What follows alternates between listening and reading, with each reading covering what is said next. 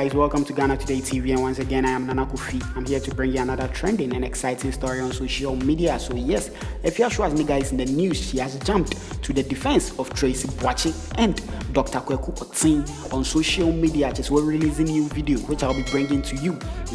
Video you be a blasting power Ghana for no be a genuine. Yes, when you're in so catch, but please do well to subscribe to Ghana Today TV and don't forget to hit the notification bell so that whenever we drop anything, you'll be one of the first people to get it. So yes, Afia Schwarzenegger is blasting Ghanaians who are making claims that Tracey Boakye's child is for Dr Kweku Oteng. Ghana for no be a fan who would deep papa yatem papa no akono benko or you're no monko tre. What's answering him Tracey Boakye account? Papa na also fair. No Afia Schwarzenegger about just what blasted Ghana for. Here is Afia Schwarzenegger. Me want feel I won't share be afa hey na Ghana for bi no e say nchakora me be common sense school na ma besua nyansa me nam social media mkote so bi aye audio di kwaku ti atem na dien na Tracey bani ene ba mo agimi o wonim nyansa onu obi a watimi aye bold aware miensa oni Tracey awo ne nkodi kosi o now boyfriend Jimmy for no crown any Tracey awa kodi besie kwaku tin Tracey bani nya ne ba o Tracey bani nya ne ba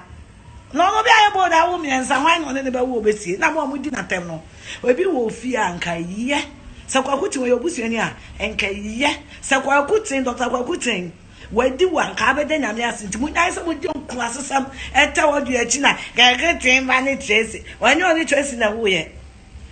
Tracey ba no pe ne papa to after me on never come on. Me want feel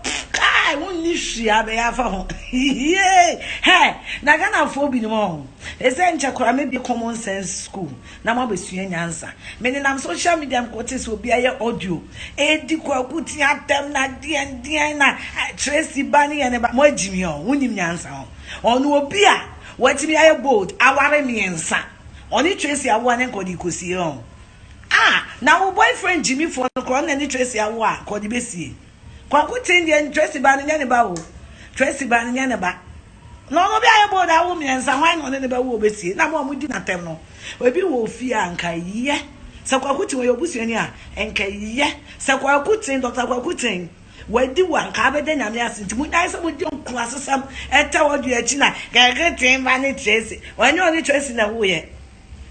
Tracey ba no pe ne papa to after me on never come on.